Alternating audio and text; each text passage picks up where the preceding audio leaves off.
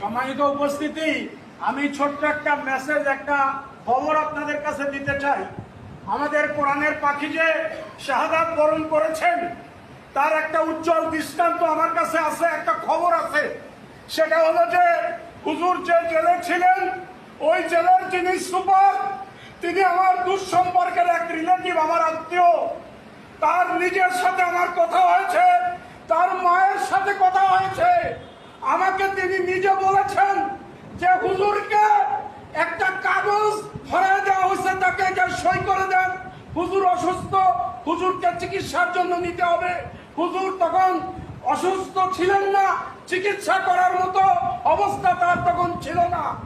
তাকে এই কাগজ তৈরি করে ওখান থেকে বের করে নিয়ে, এরপরে ওই সাথে সাথে তাকে যখন বের করে নেওয়া হয়েছে, তার বিছানা পেটটা গুছানো হয়ে গেছে।